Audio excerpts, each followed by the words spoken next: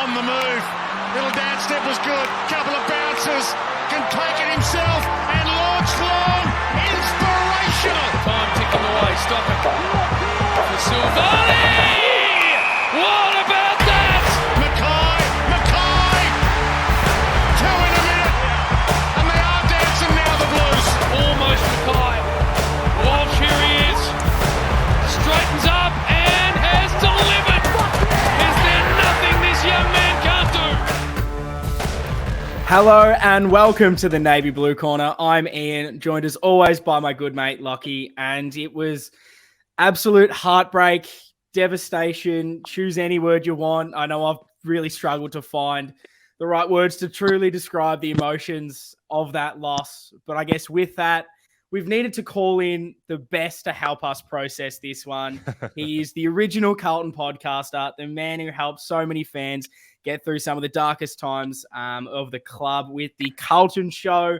And boy, do we need his therapy today, is of course the one and only Paul Barbazza. Mate, thanks for joining us. Yeah, thanks very much, Ian. Lockie, thanks for the invite. And as much as I can give therapy to others, I think I give therapy to myself.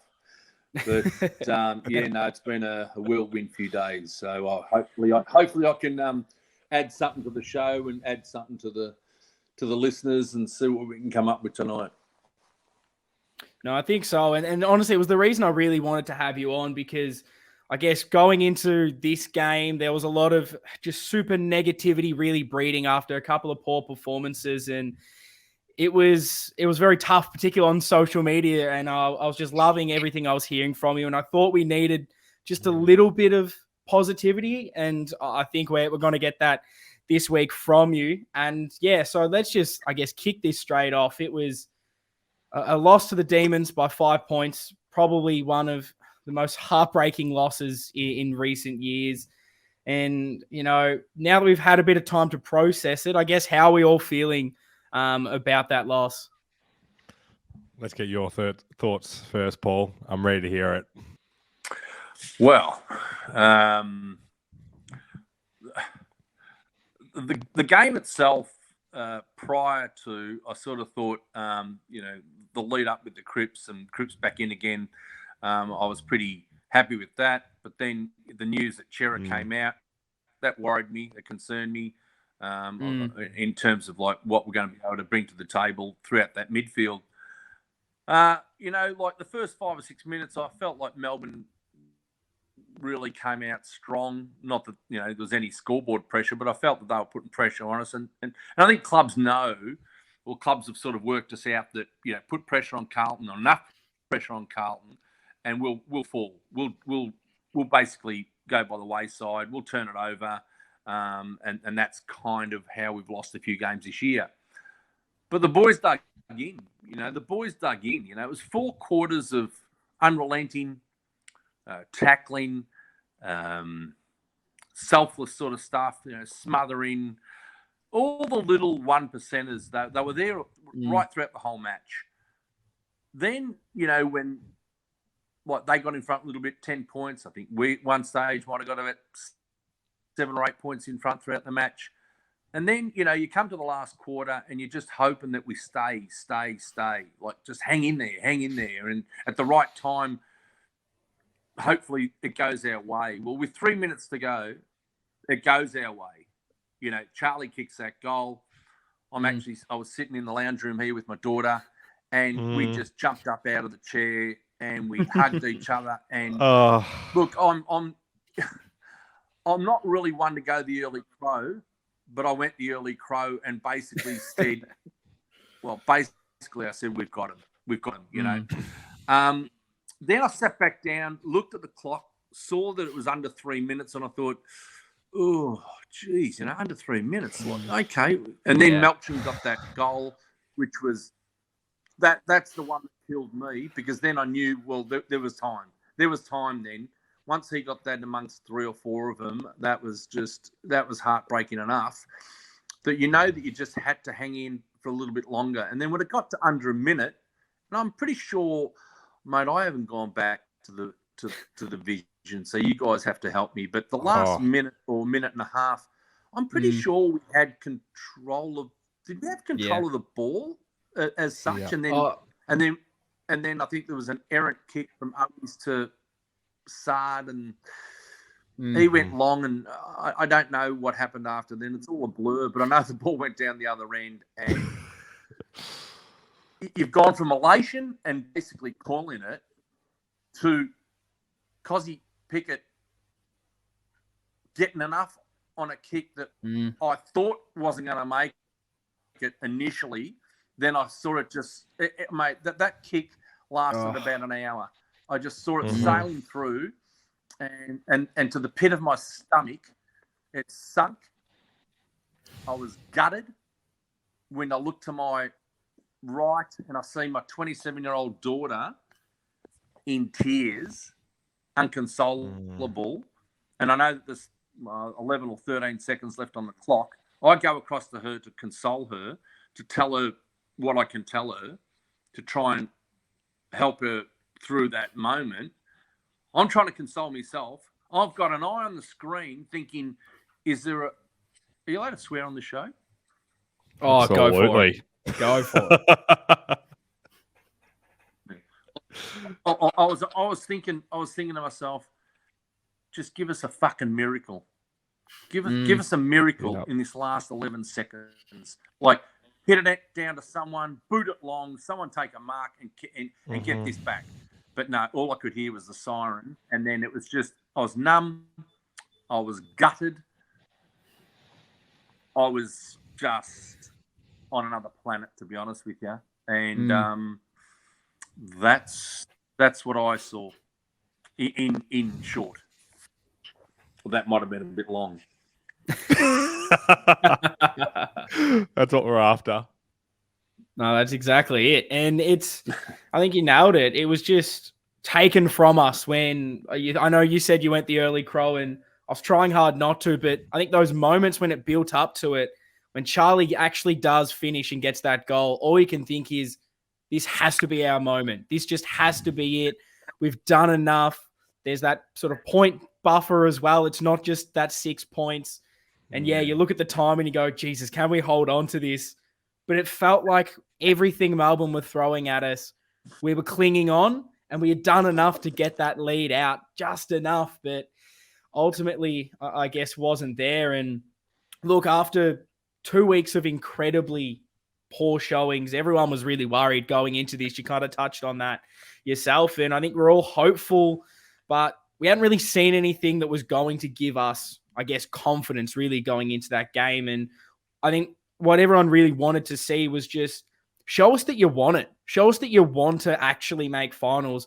Show us some fight. And I guess we lose, and there's so many things you can take out of it. But my big takeaway was that regardless of that result, the boys gave it everything. They showed they had some fight left. Is that what you guys came away thinking as kind of your, I guess, big arc from it? Or are there other big things that you're taking away from the game? Well, it was that, like you say, that the showing that we saw at the start of this game was just so completely different to what we saw against Brisbane. And I feel like that was the time when we were like, okay, let's put Adelaide behind us. We're going to see that response now. And we didn't. So then with all the Crip saga that Paul went through, et cetera, we got to here, and it's like, is this going to be just the same old story? And it was just completely different, which was so good to see. And I'll just comment on the early crow as well, because I feel like I was the same. Everyone sitting around me was the same. Like when we just had that with a couple minutes to go, everyone just felt that confidence. And we shouldn't have it from where we've been, but it just felt like our moment, like you said, Ian. Like it just felt so right that this is us showing we've earned our spot in the finals. And everyone's saying, after these last few weeks, we don't deserve it. No matter what happens, we haven't earned our spot. And it was like, we're going to put our stamp on it right here and do it. And yeah, it's going to be the game of the season next week now. Yeah. And I guess let's touch on the build up to the week, because I almost wish we did a mini podcast throughout the week, because there was just so much going on. You've obviously got the absolute Twitter meltdown that happened over a couple of sentences from Harry Mackay on the couch that I still can't believe happened. And then you have the marathon 5-hour Crips appeal that God knows how and what happened during those hours. We're all going off one guy's live tweeting in an office that the automatic lights had turned off. He didn't know what was going on. It was just absolute disaster. But I guess both of these events really built into the week. I guess first, what was it, both of you guys' thoughts on the kind of the Harry and the club rhetoric going into this? Because I know that was a big talking point. And then secondly, what did you make of the Crips appeal and what that meant to the team leading in? Well, the Harry thing was an absolute mountain out of a molehill. He was asked a question. He answered it the best way he could, and that was, and I watched it a few times to make sure that I understood what he was saying. He said, if you determine success on changing the environment and the culture of our footy club, then I see it as being successful. Yep. The 12 wins, or however many wins we get, if that makes finals, great. If it doesn't, then, basically, I can't remember the words he said. I'm pretty sure he didn't say, then I still see it as a success. He might have, I'm not quite sure. But to hang him on that is just, listen to it properly. And, it's not accepting mediocrity. It's basically saying, well, have a look where we've come from, people. Like last year we finished 13, won 7 or 8 games. We played the worst football, particularly in the second half of last year. It was unwatchable. It was lamenting. It was someone, I can't remember, it might have been you, Ian, or sorry, you, Lockie, you talked about desire. There was no desire. We were only 3 goals down halfway through third quarters last year, and you sat there and just thinking, well, it looked as if they weren't even trying. Like, you just knew they weren't going to come back. So 100%. I think from where we've come from to where we are in terms of win-loss, and yet if we do make the finals, that's fantastic. But if we don't, surely it's not the end of the world. And it's an improvement on last year. So for me personally, those comments from Harry, I think people just take things way too seriously and out of context. And look, I could be way off, but that's just how I saw it. What about you, Lockie? Yeah, no, you've said it all perfectly, Paul. I think the three of us tend to have similar takes on things like this because Ian and I talk all the time, just like it's so easy to forget where we were 12 months ago, 3 years ago. And it's just, I feel like it's common sense for a fan to see how far we've come and to, take all those factors in consideration. Just the whole way that this club was behaving, like it was really hard to find those positives at the end of last season and when the review was happening. God, that feels like 5 years ago. So yeah, no, I'm the same. I like what Harry said, and there's just, and again, we talk about this too. Like it's the players are trained in quotes on how to speak to the media and in public, and like you just can't overreact to the little things because it's not always the truth, and sometimes it is, but yeah, you just can't overreact to those things. But yeah, and like I didn't think it was perfect. I didn't think he said everything to the best that he could have. Like it would have been amazing if he did say, like, just to finish his quote, just say, yeah, but like the boys really want to play finals and we're going to give everything for it. 'Cause I think that's like just the one sentence fans were wanting, but then they just, because they didn't hear that, they just turned all the other words that he said into meaning something else. And it was just quite frustrating because I kind of agree with what Harry's sentiment, or at least what I took from it, which was, well, if you're just talking about the wins and losses, well, you're not acknowledging every single other part of this season that's gone right, all those little growth factors. And so to quantify every single thing and saying it was a failure just isn't correct, because you've got to acknowledge the success that has come from all these other aspects. Like he mentions the culture of the club and these little things that we're not super, super privy to that obviously have changed for us to get to this stage where we are competing for finals. And yeah, it was just a very interesting one. And then we've got the Cripps saga. What do you think that obviously Cripps being free to play actually meant to this group? Do you think that helped galvanize them at all? Just getting that kind of elation of that result? Oh, definitely. I mean, the club went to long lengths to, and they basically, I know what a heavy hitter at the club told me, and he said, "We'll fight to the death. We'll fight to the death. We're going, and if you think we're dead, we're going to fight even further." So basically, it was nice that they were going to go full bore, and they did, and they got what they wanted. That would have given the boys a huge lift. I mean, he's the captain, man. When you play footy, you look up to your leaders, and he's a beast. He's a man mountain, and absolutely. I mean, about Viney, Parker, Oliver, Rachel. Therefore, I wanted Cripps in there because he could take them all on. So, would have given the boys a gift. What about you, Lockie? How did you see it? Yeah, no, not too much to add to that, to be honest. How can it not? I didn't think that I could love him any more than I already did. But then just after this week, and then to see how he went out there, getting booed every time he was within 10 meters of the ball, and still played a fantastic game. Like, God, this man just deserves the world. 100%. And look, I think another big, really key talking point sort of from this game, and kind of, again, it's all in the lead up to what's kind of happened in these past few games, is I think this season we've probably struggled with the occasion. And like when the expectation's been there to win, the chance to secure finals against Adelaide, we sort of bottled that one. We probably showed our worst performance of the season. And then you have the chance to rectify that against Brisbane. We really only showed up for 15 minutes in that last quarter. We've also kind of had this inability to handle the pressure against the top sides. And I think for most of the game against Melbourne, I thought we handled the occasion really, really well. Just the effort and fight. Do the last 2 minutes change what you kind of can take away from how we were able to handle that pressure? Or how are you feeling about all of that? Look, I think sustaining pressure for our club is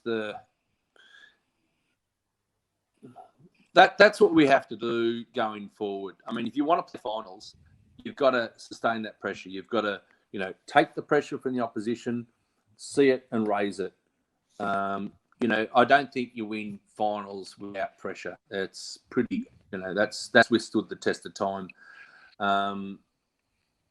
Do we bring the pressure every week, even in some of the wins that we've had this year? I'll question it. Our talent has been able to get through a few of the wins this year when you're talking about knocking over the Giants down here, the Eagles over there, and North Melbourne and Adelaide over here. I think that our talent and ball movement, when allowed to, has been, supreme. And if you allow Carlton to play to their strengths, they can punish you very quickly. I think we've had quarters this year where we've kicked 6, 7, 8, maybe even a 9-goal quarter against someone. But so I think as the year evolved, clubs look at Carlton and say, well, yeah, you give them an inch and they'll take a mile. So how to beat Carlton is you've got to put pressure on the ball carrier, perceived pressure,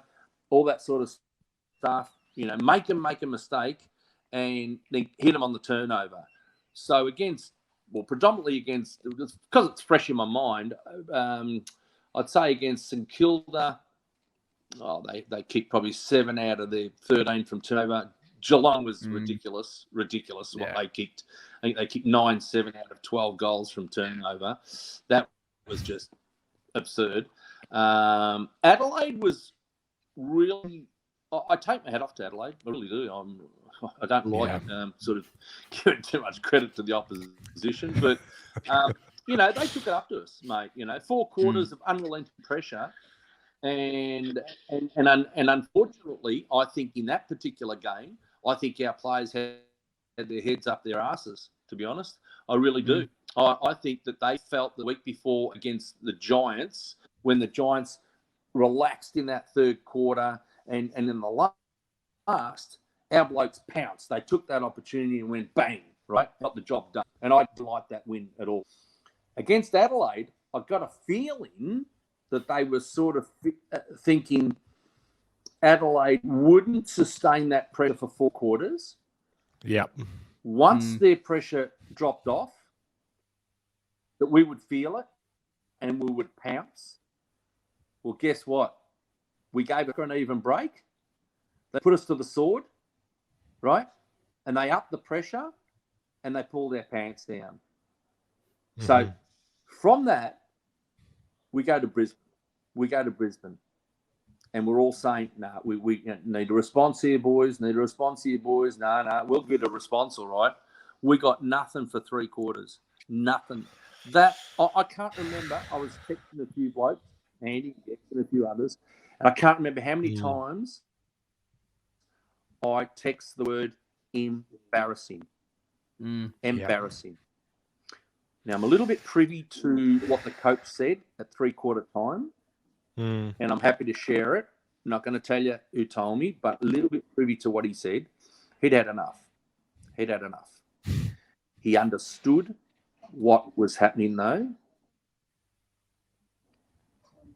And he understood it. That these blokes had frozen up. The pressure of making finals was just too much. Yeah. And they were playing a safe brand of footy that they were into trouble, right? And basically went down, and I'll just paraphrase basically what he said at 3-quarter time. But he basically said, the game's done and dusted on the scoreboard. It's done and dusted. But I want you to go out there in the last quarter and play footy, start enjoying it again, right? And just play with manic, frenetic, just go. Well, they kicked the first 8 goals of the last quarter. Now, you're telling me this game's not above the shoulders? Yeah. Mm-hmm. I mean, it's unbelievable. But the good thing that comes out of that is that this coach is in his first year. The coaches are in their first year at our footy club. And each week, or each day, each week, they understand their players a little bit more each week. So he's identified the fact that they've clammed up. Like they're not dealing with pressure. So he needs to release the valve. He needed to release the valve. And the best way he knows is just say, righto, just go and play with you.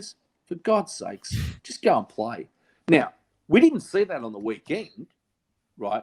Because that game was never going to allow either side to take an inch, and no side gave an inch on the weekend. That was just a brilliant game of football for the football purists.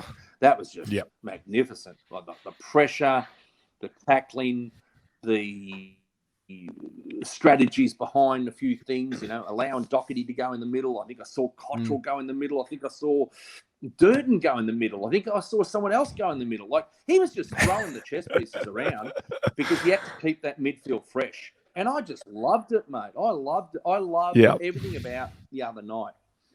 But pressure now is obviously building. What they're able to do next week, we'll talk about that, when you like. But pressure is part of footy, and it's how you deal with it in certain stages of the game. You've got to keep adapting. You can't just if you can't win by early in the year, I think we're getting a lot of goals from centre clearances. That was our one wood. That changes because clubs work you out. So you've got to adapt every game. To win a game of footy, you adapt throughout the game of football, and that's up to coaches and players to work out what's working and what's not working on the day. The good sides, and I'm loath to say plan A, B, C, that type of thing, but the good sides work things out within quarters, at quarter time, half time, 3/4 time. This is what they're doing. This is what we need to do. You can't just have the ace in the pack. And if the ace in the pack doesn't work, well, then you're cooked. Well, then you're going nowhere. And I just think on the weekend there was that steely resolve to say, well, if things aren't going away, we're going to keep at it. And they did. The not distressing, but the gutted part of what you guys are thinking at the end of that match, it hurts because you're 22, give everything, and that's not our best 22, obviously, not our best 22. That's fine, but they probably had close to their best 22, and we took it up to them. Sorry to go on, fellas, but yeah. No, we love it. It's gold. Oh, 100%. It is so good to hear. And I think you nail it. Thanks for the great insight. It's lovely to know kind of what is being said there, because I think that's everyone's thought of what changes. What is the difference from us showing that really poor result and then being able to come out in that last quarter last week and then what you're seeing this week? So I kind of want to ask a bit of a follow-up question, I guess.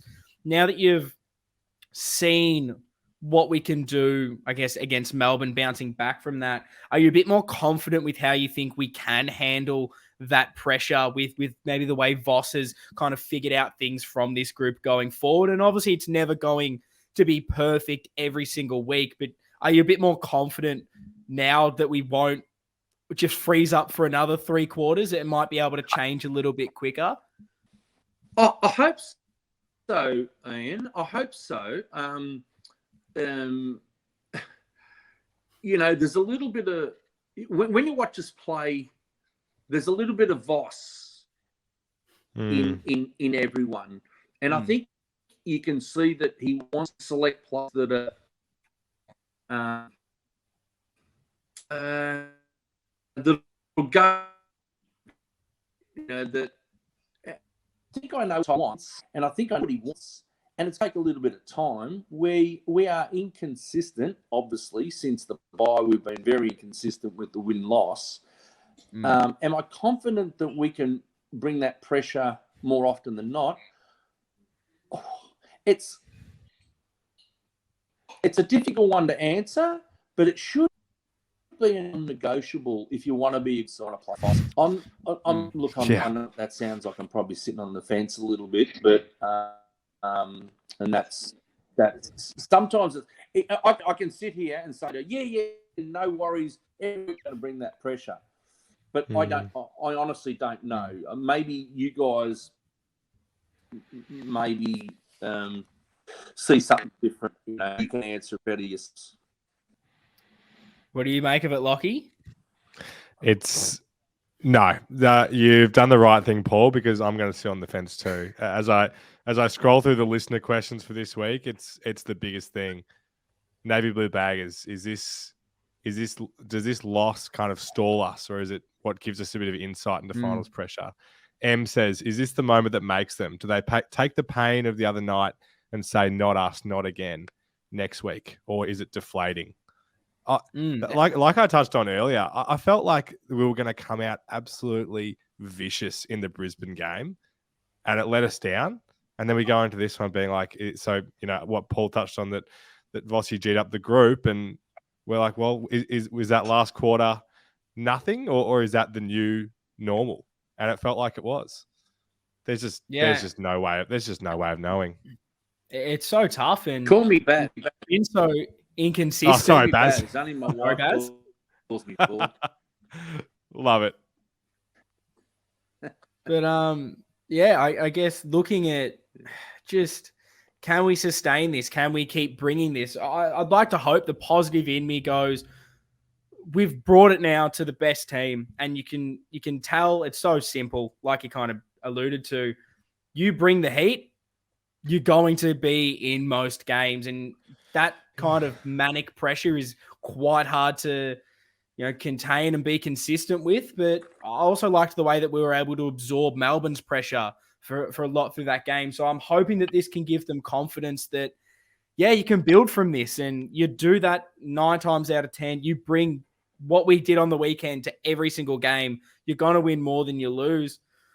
And like if I'm Vossi and I'm sitting in those rooms after the game, all I'd want to do is sit there. Oh no, he's gone. The poor has disappeared from us. Some internet issues. We'll get the man back. Sounds good. Yes. Gotcha. Yes, Beautiful. mate. Yes, mate. Modern technology, mate. Technology. No. It's a what I was wonder. going to say to you that we have noticed, obviously, since that last quarter was against Brisbane. I think has he coached from the bench? As yep, he did, and I was going to call this out because Platypus Dundee asked it. Has Vossi's move to the bench been a motivating factor, or just better communication to the boys? I loved it when I saw it. I think it's fantastic. Again, he's starting to understand that the pressure's building. He's won premierships. He's won a Brownlow. He knows what it's all about. He was one of the toughest players, one of the best players I've seen in all my time watching football. And we don't have, I guess, the age demographic, the 28, 32, 33-year-olds, well, Geelong certainly have. We don't have anything like that. And I think they know that. They know that. And I think him being down on a bench is almost, it's going to sound stupid, but it's almost like an extra on the ground, on the boundary. Like he's not playing the game, but he's there to deliver the message. You run as much these days anyway, and it's not relayed from the box down and then it's directly from the coach. Bang. He sees it. Bang. He's onto it. So I think for this group, right, whether that continues, I don't know. But right now, in the here, the now, I think it's certainly a good move. And again, it's about, the players need to adapt and coaches need to adapt. It's all about relationships, understanding your players and getting to know what makes them tick. I think you nailed it, and it's been interesting to see that our best footy of late has come from him being down there, and I think you nailed it talking about the experience or maybe lack thereof from this group in knowing how to handle these certain situations. Like this group has not played finals football. They haven't experienced fighting to try and get into finals, and like you said, him being there, being able to talk to them, I think they need that, and probably he's figured that out, that they need that kind of like fatherly figure there to actually be able to communicate straight to them, not just on the phone, willy-nilly. He's there to scream on the touchlines, to just get those directions out there straight away and be able to build those strong relationships that are clearly there. I think it's a really good move that probably this, maybe they're not young, but like lack that experience. This group, I just think they need that. And you kind of segued perfectly talking about the need to adjust and adapt, because this is something we had to do in this game. We had a lot of injuries. We had no Hewitt, no Kennedy, no Chera. Thank God we got Cripps off from that 2-week suspension. Otherwise, it was going to look really tough in that midfield. And so I guess through injury, we're forced to really shake things up. Paul, what did you make of the changes and how they fared? And I guess kind of another question on top of that, are you a little bit frustrated that it's kind of taken us this long to change things up, knowing that I think probably since the bye, our midfield maybe has struggled a little bit? So I guess with the midfield, I do like it worked on the weekend. Is it going to work every week? We just have to just keep trying things. Just the element of surprise. I always like the element of surprise personally. Yeah. But obviously, if Chera, Hewitt, and Kennedy were available, well, then they would have continued on that. I would imagine. I don't know, because I think on this podcast, we've kind of touched on this midfield and that we've obviously been down in clearances compared to what we were at the start of the season. I think Lockie and I both kind of were pinning our hopes a little bit on Pitternet because I know a lot of people were saying bring in Paddy Dow or bring in this guy. And I was weirdly having this opinion going, if Paddy Cripps can't do it, if Sam Walsh can't do it, these guys that we have that are our best midfielders can't do it, like, it's surely someone who is lesser can't get a better effect. But I guess this week seeing, Doherty go in there, having 28 disposals, 10 tackles, 6 clearances, Setterfield, 26 disposals, 6 tackles, gets 5 clearances, 4 score involvements. These guys put in a massive shift for us, and it probably makes you think that, gee, it would have been nice to see one of these guys just pinch hit in. It didn't have to be every single contest, every single centre bounce, but it's at least worked a little bit. And now maybe this can be another lever that we pull on at time to time if things aren't going 100%. Lockie, what did you make of the different midfield mix and how it fared and what you think going forward? Yeah, no, I loved it. And to Baz's point, the element of surprise is a favorite of mine too. And again, it's everything we've said. Like it's another lesson now. Like has Doc seen a centre bounce in his career? Maybe I'm being naive and missed it, but it's like I don't remember him ever doing this. And now that's just another little thing that we can pull out in that time of need if necessary. And I'll ask you the question back because Clint Bolton asked it. Doherty was that good in the midfield. Could he become more of a permanent rotation if we get our regulars back? And do you see that actually happening, or do you think when the troops come back in, say next season, it's he goes back to his All-Australian position?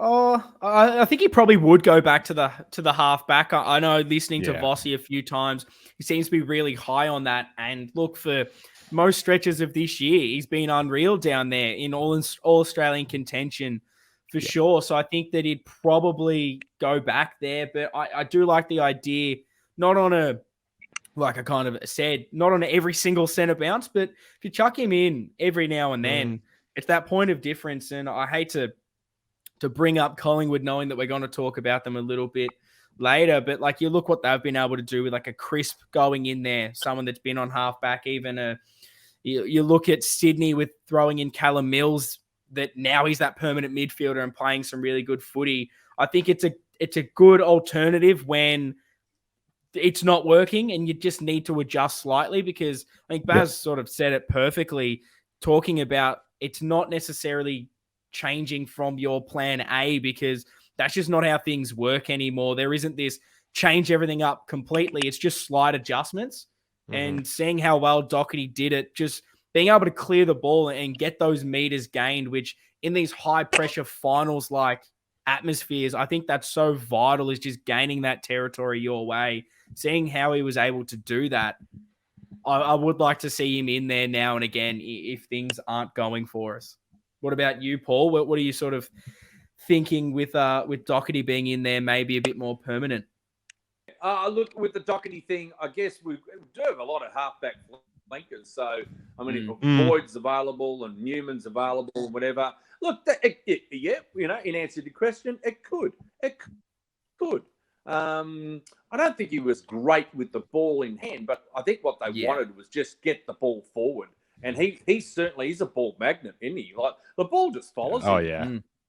No matter where he plays. So, and he reads so well. So look, it's possible. Yep, definitely. And probably going on talking about this ball movement, talking about how it all kind of, I want to keep on the positives. Obviously, we'll get to the negatives, definitely.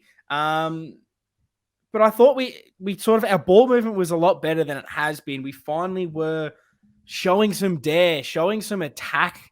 We were trying to change angles. We were trying to go through the corridor. And it was finally, I think, pleasing to do this up against a really good opposition and see that working. Are you happy with how, I guess, our sort of game style was holding up in this kind of finals-like atmosphere, I suppose? What do you make of that, Lockie? Yeah, no, for sure. I mean, like Baz touched on earlier, like it just felt so safe in previous weeks. Like we just go into our shell. And I just didn't feel that so much. We had that dare. Maybe it's like that a bit less to lose attitude. I don't know what it is, but yeah, this is the kind of footy that we know can take 21. So I'm pleased that we've regained it, because if we were in our shell again for this one, I don't know whether I would have thought we could turn around at all this season, and we're going to have to go into next year. But yeah, no, I think the game style looks good. Obviously, nowhere near perfect. We didn't get the win. There was so much improvement that can have. I'm not saying that it was perfect, but yeah, there's a lot to work with there, I think. Have a look at the opposition. The opposition being Melbourne. Have a look at their defence. They're pretty miserly defence. So, we gave them some concerns. It wasn't a high-scoring game, but still we had, I think, 20. Well, both sides have got 24 shots at goal. We only went inside 47 times. So you go in 47 times and you have 24 shots at goal. Every second time we're going in, we're having a shot. So you good get point. That's unreal. I'm big on getting it in 50 times plus, because when you look at our 12 wins this year, I've been through every single win. 12 wins, 11 of them, we went inside 50 times plus one. There you go. 11 out of 12. The games that we've lost, we never went over. We never went over 50 inside 50. Jeez! So wow, it's just that is telling. Small stat. I do my own little stats. I don't listen to champion data, but it was just something that I look at, and when I see 40, when I see 47 inside 50s, and we've hit the scoreboard 24 times and probably put 2 or 3 on the full, that just meant to me it meant if we can get it in there another half a dozen times, we're going to win that game, no problems. We almost won the game. I mean, this would have been an outlier. Had we have hung on, we would have gone inside 47 times and actually won the game. So I wish I never looked at that stat. But that's very eye-opening to kind of see just how important that is, and that obviously in our losses, the ball movement we've touched on has been a lot of an issue. And I guess I kind of want to segue a little bit into talking about the bad parts of this game and what ultimately loses us that game. And a lot of people are going to really hone in on those last 2 minutes. And yeah, 100%. We'll definitely chat about that. But not only was it kind of a bit of a failure in those later situations, I also thought there was a little bit of an inability to take an advantage of our opportunities. And I could honestly mention 100 different things, and I'm not trying to just hone in on one player, but there's a couple of different moments that I think really highlight this. And one was, we did really well to get under Melbourne's skin, and in the second quarter, we earn a downfield free kick. Charlie has a set shot, he misses. Then there's another one in the last quarter, downfield on Doherty, Harry set shot, 50 out, misses. Another downfield, this time on Sauce, set shot from the pocket for Durden, another miss. And then you even look at, in second quarter, 30 seconds to go, 2 points down, we have a kick in. Gov beautifully hits up Cripps with a massive long kick to the sort of half forward. Cripps takes it. He rushes to play on, almost stuffs it up, gets it back, turnover, they go down, kick a goal. And it's just these little moments and inability to handle pressure, and then inability to take advantage of these opportunities that were kind of handed to us, that it's pretty disappointing. And then you've got another one with Harry, marks inside 50, set shot, doesn't even make the distance. Kicked it from 50, but touch goes through. It's these little moments that we probably didn't take that ultimately cost you. And when there's so many of them, it can be a bit frustrating. But yeah, I just thought it wasn't just the last 2 minutes. There were these other sort of pivotal moments of us maybe not taking those chances. But then I guess on the flip side of that, you've got the stat that you just raised with us about how well we were going with that efficiency inside 50. So maybe it is just how things get played out. What do you kind of make of the inability to take that advantage, as I put it, Paul.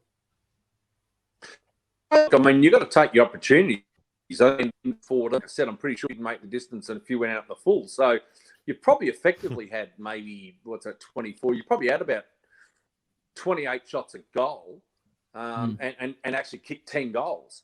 Now, the opposition, people will be listening and saying, but the opposition kicked 11, 13. We're not talking about the opposition here because that's what we do. We don't talk about the opposition. We talk about our mob. So, our mob could have been a little bit better with that.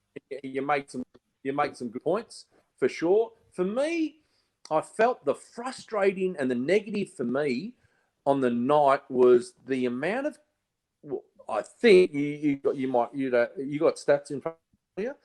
The contested marks driving me insane. Yeah. Driving me insane. Whether it was Jackson, it was Gawn, whether it was down back and it was May or whoever it may be. I felt like Brown didn't have a good night, but he still took one or two contested marks. I felt the contested marks with the timber that we've got, we didn't get enough fists in when we had to, and whether we were caught out with a small on a tall or whether we didn't quite get there. I know Young had a very, very good night, and in terms of spoils, I think it was a record. Is that right? Yeah. For 1%ers. Yep. And spoils too. He got the AFL record, 24 spoils in a game. Wow. Yeah. So I mean, he's done his job, but I just feel that there were other, Wiedering, Marchbank, Gov, probably blokes who like to mark the ball. Generally speaking, I'm pretty sure contested marks we got beaten comprehensively. So that was a negative for me. That we were just getting outmarked. And now ruck is still a problem for me. Max Gawn had influence around the ground. He was a thorn in my ass. He's a good player, right? Good player, right? Great player. But Pinternet needed to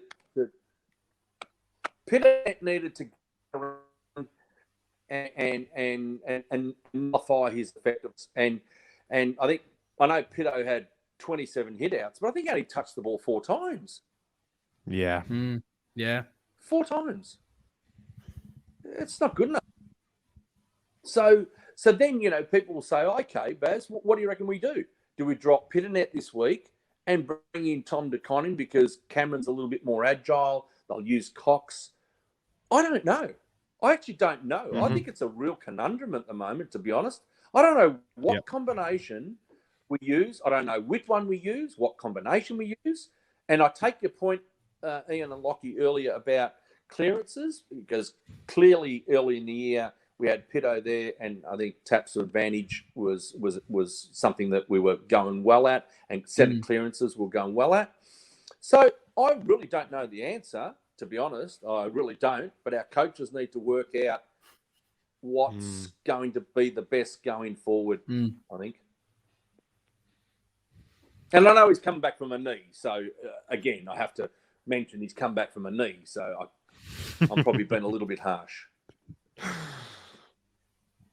No, honestly, I don't think you're being too harsh at all, because I had that thought like midway through that game thinking, are we just like an elite ruckman away from being one of the best teams in this competition? And I was watching back because of the big Cripps saga during the week.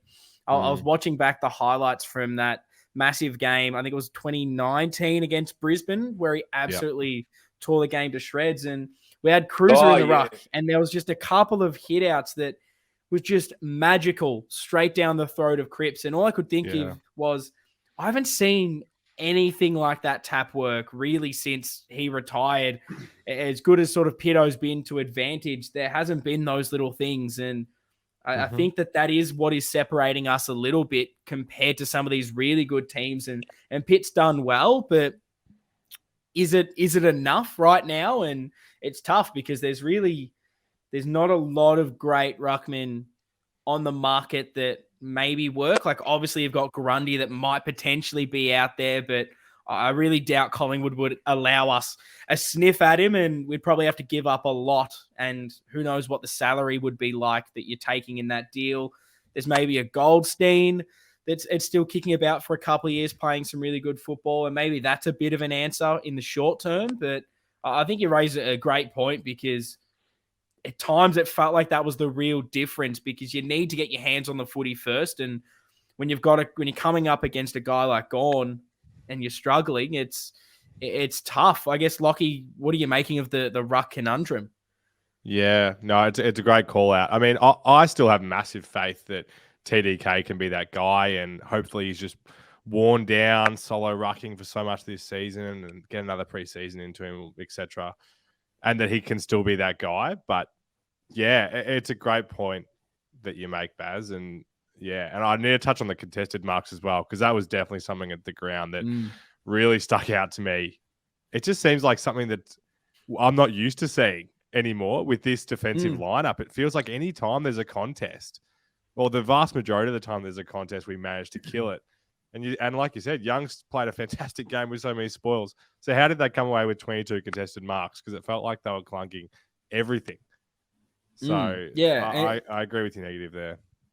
And yeah, 22-12 was the stat, which is, yeah, we got huge. absolutely killed there. And it's frustrating because we had so many talls out there. It was probably the tallest we've been, particularly in defense. You would have imagined that we would have been able to get our hands on it with a Marchbank and McGovern that are so renowned for their sort of interceptability. I guess, do you have anything else to sort of touch on that sort of point there, Paul?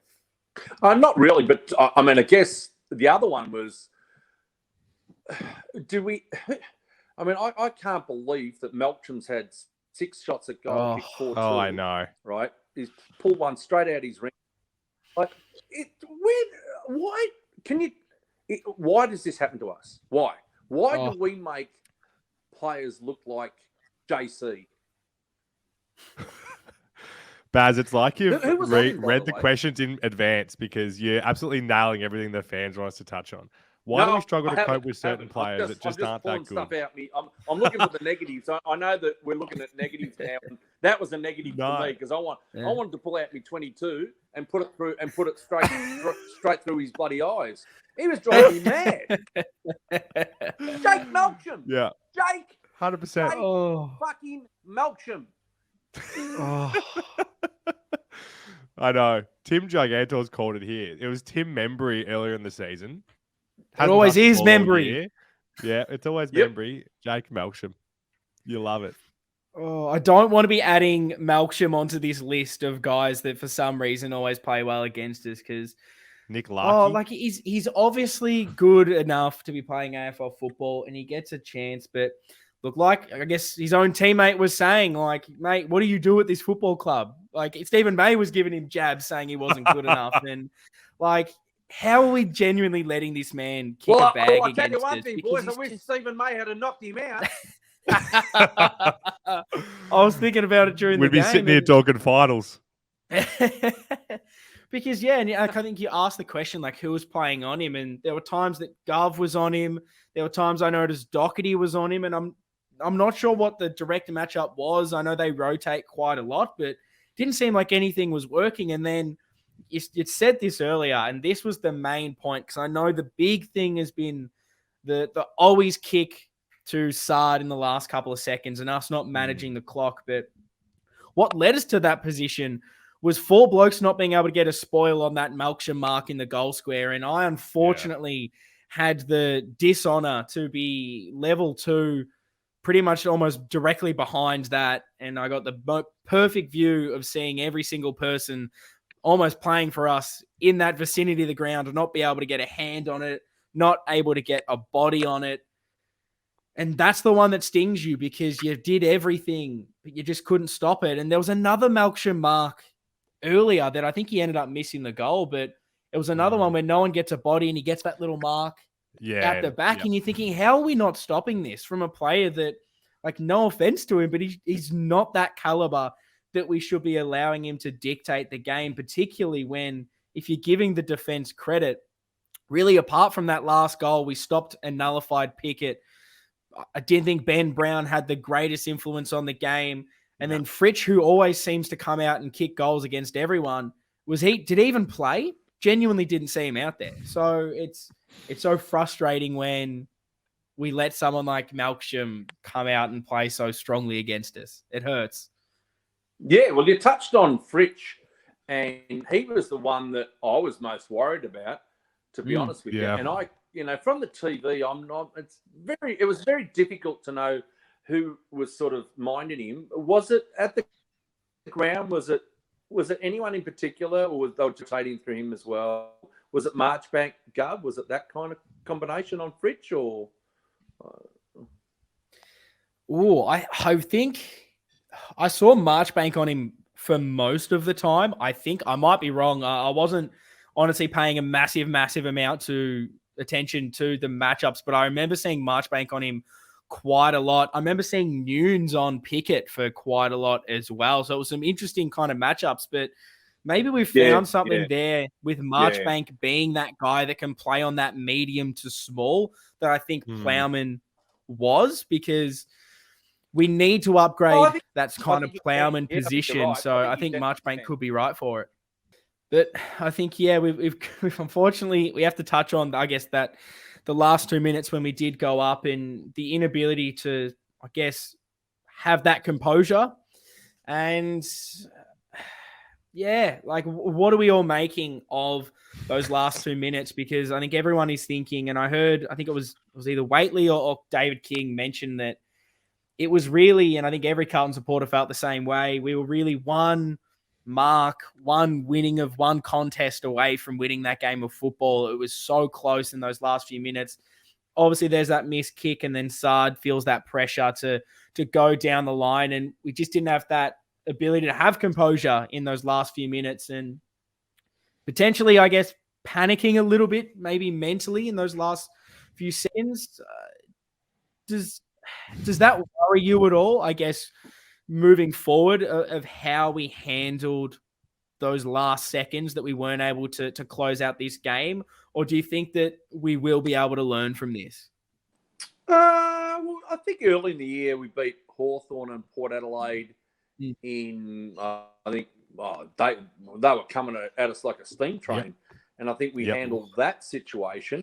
You're just going to get, mate, it's going to work for you sometimes. It's not going to work for you sometimes. You'd like to think that if you're in front with a minute to go and it's under a goal, you'd like to think that, what can I put on this one? You'd like to think at least 8 out of 10, 9 out of 10, you win that game. Yeah. Now, that's one we lost. I know Richmond Richmond's been around a little while with the personnel they've had. And this year, I reckon they've lost probably 3 or 4 of them. Yep. Against, they've definitely lost 2 of them. I reckon Melbourne, when they were sort of starting to become a good side, probably lost a few. It's all about learning, isn't it, boys? Like, 100%. You'd like to think that they train for that. You'd like, I mean, I'm sure they train for it, but they just didn't get it right this time. And we paid a price, but we get another chance on the weekend. So I'm sure they train for it. It doesn't mean that because you train for it, doesn't mean you're always going to get it right. Yep. Well said. And I think that it's the hard thing, because I know so many supporters look at how we've struggled maybe to handle pressure at certain times. You add this to it, and I've heard a lot of people go like they're not good enough. They're mentally weak. They're not there. And I'm not going 100% that way. I just don't see it like that. I think that we've kind of, unfortunately, at the end of this season, we're finding maybe just where we are as a football club, as a list, that we're just not at that top echelon. We're in that middle bracket of just making finals, ready to break out. We know our best is up there. We know we've got the players. It's about getting it all together and getting those experiences So I agree. I think that they have to learn from this. And if they don't, then that's the worrying sign. But it's probably the first time in a very long time. One, we've been competing for finals. Two, we've had a very close game against a massive opposition, the reigning premiers, in an almost do or die kind of clash. Who knows? Maybe next week against the Pies, it's a close one and we're able to hold on because we learned from it. We're just going to have to wait and see for me on that. And yeah, that's kind of my take. Is there sort of anything else anyone really wants to touch on about the game or sort of the last 2 minutes at all? Well, I mean, I had my head in my hands from basically the time that Sardi kicked that ball long because I just couldn't bear it. But I 100% subscribe to that learning theory because we've been talking about it as we lead up to the end of the season. We haven't been in this position where the pressure's on going into the end of the season in so long. So you have to be in those situations to be able to learn from it. And then I'll steal Baz's 9 out of 10 like kind of stat there. Like Owies is going to hit that kick to Sard 9 times out of 10. That was the one time he didn't. And Nunes dropped that chest mark that was coming into inside 50. He's going to take that 9 out of 10. Like there was so many of those 1 out of 10 things that went wrong in this instance that ended up with this. And we'd have such a different tune if we'd just come away with the win. So I fully believe that it will be that learning thing that we need. And that's why I would just be so relieved if we do manage to play a final because I want us to be able to get that atmosphere and, you know, like I want us to have that experience going into next year. Yeah, no, I agree. I think we've talked on it. We kind of really need, I think we need finals for that experience. Like this week was a massive experience. It's important to this football club to, like this was pretty much a final with the pressure and everything. And we almost got there with a completely undermanned team. And I know people don't want to hear excuses, but everyone going into that game was shitting themselves when they heard like Chera was out as well, because who the hell can play in this midfield? And we only had really 4 midfielders attend centre bounces. It was Cripps, Walsh, Doherty, and Setterfield, which kind of shows you that that's a completely different midfield to the one that started this season. And I know I've heard some people say as well that the pressure and the effort is a non-negotiable, and that's just what you have to do to play games of AFL football. And I'm not going to give them credit for it, but I think that to a degree you have to, because we were worried they weren't going to bring that at all anymore this season. And for them to do that, yes, that's the benchmark. They need to do that every single week. And we're not accepting that just because they did it and lost one game, that's okay. But I think that we're all relieved that we've seen this fight, and then hopefully we can go on and win next week. 100%. But yeah, I guess it's probably a good time to segue in. We'll get into the votes. You guys obviously came out in droves for this one, for the fan votes, and you gave your 1 vote to Lewis Young. You gave the 2 to Doherty and 3 to the skipper, Paddy Cripps. And before I ask for everyone's votes, we need to do a bit of a reveal almost at the end of this, because it's getting down to one more round to go. The MVP Navy Blue Corner medal, whatever you want to call it. We need a name, so if you've got an idea, let us know. But it's coming close, and we will I can't even speak. We will reveal who is on what total. We'll reveal the top 5 after these votes. So, Lockie, who have you given your votes to? I'm completely aligned with the listeners this week. Had to go 3 Cripps, 2 Doc, and 1 Young. That is very fair enough. I would have loved to give my 3 votes to Christopher J. Townsend QC, but I'm not sure he's in the running for this one this week. So I've given the 1 vote to Doc, 2 to Lewis Young, and 3 to Paddy Cripps, which means with 1 round to go, the top 5, and I'll go from 5 to 1. Kerno is in 5th on 28 votes. Doherty on 29. And then the top 3 is so incredibly tight. You've got Paddy Cripps on 39. Walsh and Sard both tied on 41 votes. This could genuinely go anywhere with the last game. So I'm very excited for that one. Baz, who did you give your votes to in this game? I would go. I was leaning. I thought Lewis Young was fantastic. So I thought 3 to Lewis Young, 2 to Doherty, and 1 to the skipper. I will note up until 3/4 time, I probably would have had the skipper on top, but he only had 2 touches in last quarter. Is that right? Ooh. We need a recount. Yep. 1 kick, Gee, 1 handball. Yeah. That's not good. No, and that's not a disparaging remark. That's just that, and yeah, 4 tackles by the way. But in the last quarter, when you're looking at leadership, and we lose in the last 2 minutes, 3 minutes, or what it was, and your skippers only had just, you'll see your leaders to lead, and I reckon he probably would be disappointed with his last quarter as well. But I can, a lot of people gave him the 3 votes. I sort of analysed it a little bit differently. I certainly had him in my votes, as you heard. But I just sort of thought, 3rd quarter, he had a really poor quarter in the 3rd.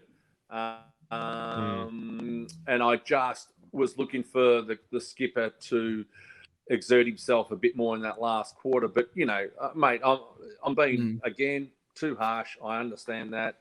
But, you got to call it as you see it.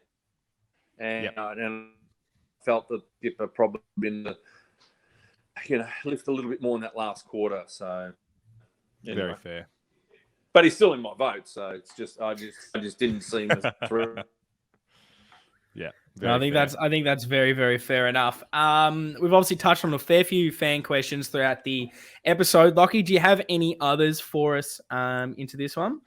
Yeah, we've weaved a fair few in, so thank you everyone who submitted your questions. There's one more, and this is one that Ian, you and I have spoken about a lot during our time on the podcast, and especially when we were doing poorly. We haven't done as much this year, but it's still an issue. So I'm keen for your opinion on this, Baz. From Dr. Blue, are you alarmed at the frequency of injuries suffered by our players over the past 3 or 4 seasons? Is it bad luck, or is there something else going on? Oh, look, mate. Who would know? A high performance coach, I know what I do for a living, and I've got no idea about that sort of stuff. And I'm not about to sort of tell a high performance coach what he should be doing. What I will say on it is that high performance coach will put a program in place, right, to get you fit again and playing again, and he will put you through a rigorous fitness test prior to playing. Now, if you re-injure yourself, I'm tipping it's not got nothing to do with him. I'm tipping you haven't done rehab properly. The onus goes back a little bit. So the player has to take responsibility himself in order to make sure he ticks all boxes all the time. Because one performance coach, if you're talking about elite, he can't go around to every player and play with them for 25 and make sure that they tick all their boxes. Yep. He'll see if they haven't ticked the box when certain things that he puts them through, if they can't complete them, then he'll scratch his head and say, well, have you been true to yourself? I know people want to slam Jack Russell, but and there might be some reoccurring injury, frustrating, but if most of the injuries are collision, and I think most probably are having collision, then it's sport, mate. It's bad luck. It's what do you do? No, I think that's a good sort of side that we probably haven't really seen and heard on this podcast. No, I think it's really good. It's a really good thing. Now, you may have said that was the last question. I actually found one here that I've got to ask. It's from the Almost Blues Brothers boys. And they have asked, this is directly to you, Baz. They've said, why is Baz known as the Pumper? Which I think we need an answer to. How do I get the name The Pumper? Yeah. Yeah. Well, look, I can tell the story. Years and years ago, I had a pub in Brunswick. Ran it with a few mates, and we used to play Wednesday nights. We used to play, I think it was B grade pool against other pubs. And me being the publican, I joined the boys, and we formed a team of 7 or whatever, and we played against another pub, which were sort of traditional rivals. Good segue, actually. It was traditional rivals, Carlton, Collingwood. Love it. Us, the Railway Hotel, against I think it was the Cumberland Hotel. And when you played pool, you got on the beers, and we took it pretty seriously. And on that particular night, they approached us and said they wanted to put some money on the game, on the outcome of the 7 sets. So I think everyone chipped in. I can't remember what it was. I think everyone chipped in 100 or 100 each or something like that. So I think it was a bit on the match. And it came level. It was level. And then I had to play the last 2 matches and needed to win both of them to collect the cash. Now, I won the first one.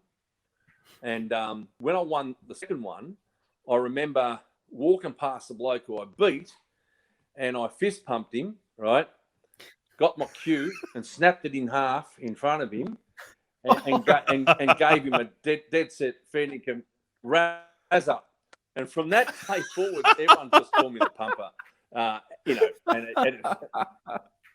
And it's sort of a little embarrassing, but my mates don't call me the Pumper, but that group back then. And then when and I used to like Jimmy Cassidy. I like a pun on the horses, and he was called. Yep. And do have a saying my phone, and I used to have something like something much to the same as what the Pumper Jimmy Cassidy used to say. So there's a little bit of that cool story and a little bit of following Jimmy Cassidy. So a little bit of both. But if you watch me following Carlton, if you ever sit next to me, you'll know that the Pumper sort of sticks, because I'm a little bit wild at times, and sometimes I scream that much, almost pass out. But yeah, they probably think it was something naughty, something dirty, but it's not. But it's not. Trust me, it's not. Oh, I'm sad to hear that. That's a fine cover story for whatever you got up to, mate. That's absolutely fine. Yeah, sure. No, that is great to hear. I had to come up with something, didn't I? We'll challenge you to a game of pool when we see you, and we'll see if it's true. Yeah, I go all right. Don't worry about that. Set by 3.5 table, not the 12 by 6. I wouldn't be able to see the other end. Game on. Absolutely love that. So yeah, look, let's talk about Carlton Collingwood, because it is now must win. I don't want to talk about their doggies having to lose. Forget about that. Let's win. Let's do this on our own terms. And look, if we bring what we did against Melbourne, 100%, I believe that we'll beat Collingwood. So yeah. What do we need to do to win? And I guess, are you making any changes to this team, Lockie? Oh, my Lord, the changes. Well, just scrolling through Twitter now, they reckon that Williams is a chance. So there's rolling a dice there. Obviously, there's still Dow, who is the sub, can give him a run. Oh, gosh. I haven't thought about it enough, to be honest. I've still been just reeling from the weekend. So I don't know what changes what they're going to do. Normally, I'm pretty vocal on the changes. I'm going to sit on the fence with this one and hear from you. But I agree. If we come with that energy, I think we'll do it. So, yeah, I'll pass it to you, Baz. How are you feeling? Yeah, well, I think if Chera's fit, he plays. Oh, and Ches, of course. Yeah, so, and I don't know the story there, but if he's fit, he plays. Now, whether that's for Nunes, which I think that's a possibility because then Doc goes back, Chera goes in the middle. That's a possibility. If they're rolling the dice with Williams and Chera plays, who comes out? I'd say Nunes and then possibly O'Brien. Wow. And I would play Walsh on the wing, Cottrell on one wing, and Walsh on the other wing. Don't mind it. So there's a couple of little things there. And look, and then do they go Tom de Koning for Pitternet or both? Well, I'm not going to enter that one because I've got no idea about that, and I don't think they know themselves. So I won't enter that sort of. I won't enter that. But I think the only ones really that could probably, I did read that, Lockie, about Williams. I don't know quite enough about that. He hasn't played since the 15th of May. That's an interesting one. That's a big roll of the dice. But like I said, these days, high performance coaches, they know if these blokes are up to it or not. I mean, gone are the days where you need a month in the twos or 2 or 3 matches in the twos. It doesn't happen anymore. Like, these guys are that finely tuned.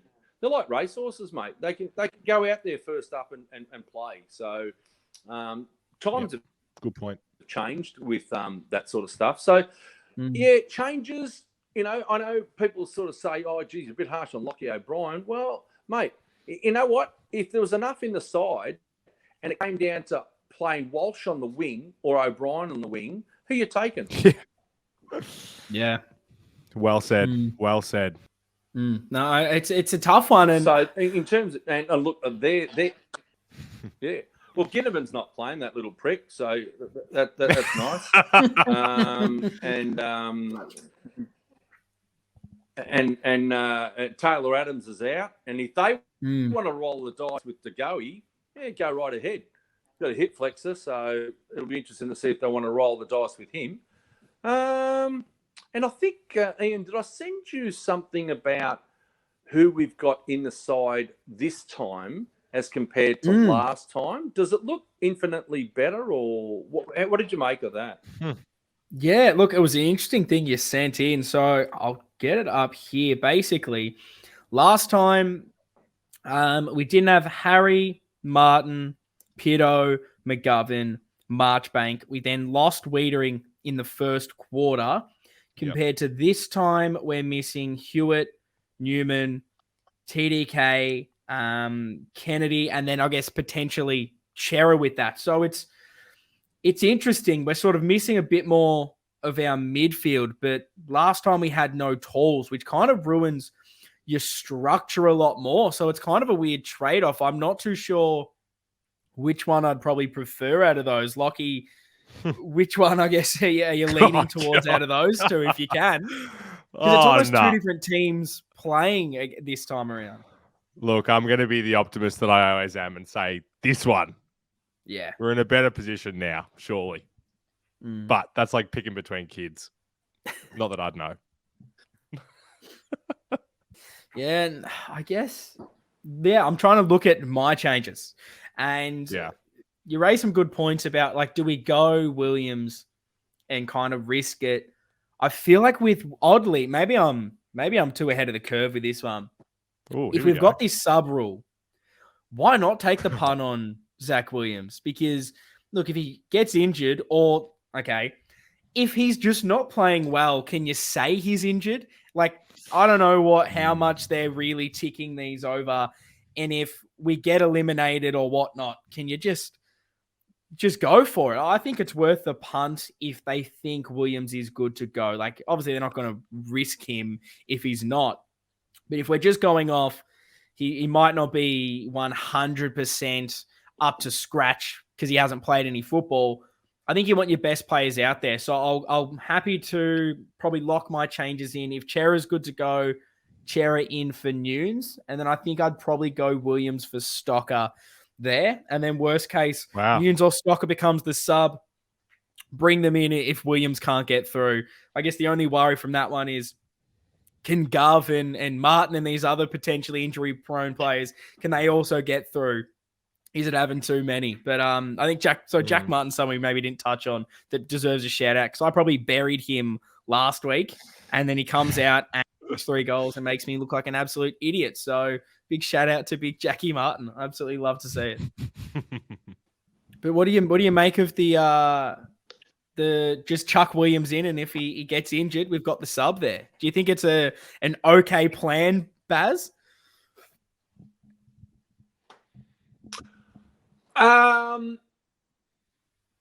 Well, the short answer would be that I have to trust I've got to trust the club. They've ticked the boxes with him, and he's done enough training that he's right to spot on. Really taking. You make it with the sub. You make a very valid point. I mean, if he's not going, and it'd be pretty easy it'd be very easy with him to say, Mick, as you saw. I mean, you saw Martin coming out the week before against Brisbane. They said he's had a calf tightness, and Durden came in and played, and Martin played the very next week. So, you can do that. You can do that, and they might be thinking exactly like what you're thinking and saying, well, let's roll the dice. If he goes all right, like if he's going so well, we'll take him off and sub him out. The only problem with that is you hope someone doesn't get subbed out before he gets subbed out. That's the big risk that we're taking with this one. So I think team changes. I personally probably wouldn't. Well, mate, there's no tomorrow. You know, after Sunday, there's no tomorrow if we lose. So you may as well go balls in. Yeah, it's definitely going to make team changes one to watch, like it seems to always be with this football club. I guess, is there anything that anyone wants to touch on about the Collingwood build-up, or what could potentially be our last game for the season? I hope it's not, but anything else anyone would like to add before we probably wrap this one up? I'll just jump in and say it just doesn't feel like, it just feels like an unprecedented time for me in thinking about the Blues. I just can't think forward to the game. I feel like I'm not analyzing it clearly. I'm just in this weird funk, I guess. I just want it to be Sunday already.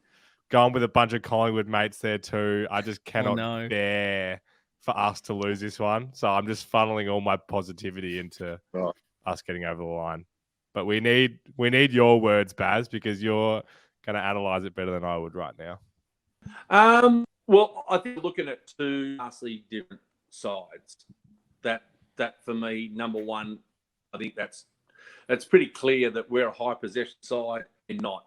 They rely heavily on pressure and making you turn the ball over, and then they go bullet a gate from their half-back line. They like to pierce the 45s, go through the middle, and get on. That they play a very different style to us. It's two very different style games. Which one's going to prevail? Well, I guess prior to the weekend, last weekend, I would have questioned our pressure. But if we can bring the pressure on Collingwood, I can certainly see us cause. And a few of the blokes that are playing this time, I think, make a bit of a difference. Particularly Wiedering, he needs to also find some form and really get his mojo going. I think he lost a little bit of his mojo since he's come back. I'm not sure what you guys think there, but I've hurt himself a little bit. Harry has to be a nightmare for them, surely. I mean, he didn't play last time, so that has to be a matchup that they now have to sort of work out. Is it Howe? Is it Moore? Whatever. So two vastly different sides. I'm not overly concerned about their midfield, to be honest with you. I'm more concerned about Hollywood 6 foot all over the park that they seem to run. They're a good running side. They run and spread and find the gaps. really, really well. So they must be a pretty good side efficiently by foot, I'd imagine, I think. This is doable. You know, and if I said to you guys at the start of the year, round 23, we're going to be playing Collingwood. Gee, we need to win that game to play finals. Would you have taken the year? Yeah, look, would we take last game of the season against Collingwood to make finals? Look, I know I would. That just 100%. I want the occasion. I want these kind of big games. It's what we're here for. It's what this football club is here for, to have these blockbuster clashes that mean something. We haven't had it in who knows how long, really, since 2013. Bring it on, I say. What do you reckon, Lockie? Yeah. Oh, I love that question, Baz. I mean, we had no idea how this season was going to go with Vossi and all the changes. We thought there was a scenario where we don't even improve and we take a small step back in terms of the wins and losses to go forward in the future. Like, we were optimistic that we were going to be top 8, but there was a lot of optimism. So 100% would have taken this. It's yeah, we're made for it, I think. Yeah. So you're both young blokes, right? And I'm tipping you probably haven't seen too much. Hey? Yep, correct. Yeah, both 26, yeah, so not too much you're success. Very young blokes and you probably haven't seen much. So what I would say to you... Yep. So what I would say to you this week, don't fear it. Fear it, boys. Embrace it. Embrace it. Yep. Right? Whatever happens, I'm proud of the year to a certain extent.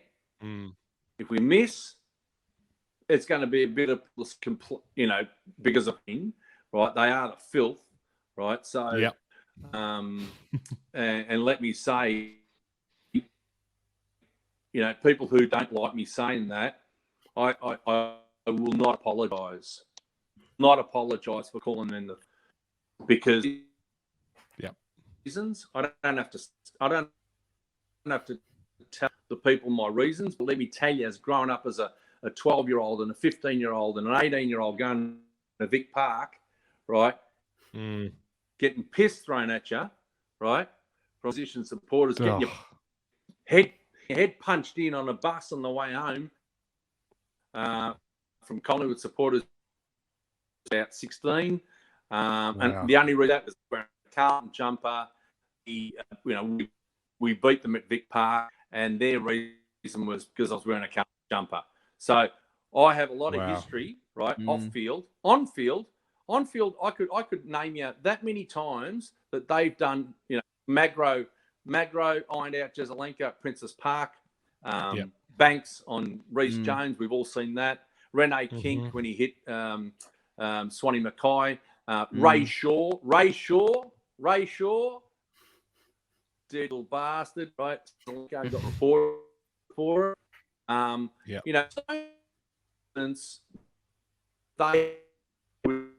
We played the ball. We beat them in the 70 grand final, 44 points down at half time. They can shove that up their ass. We got the chocolates, right? In 79, the ball was a mile out. It was a mile out, fellas. It was a mile out when Harvey knocked it back in. But guess what? We got the chocolates there too.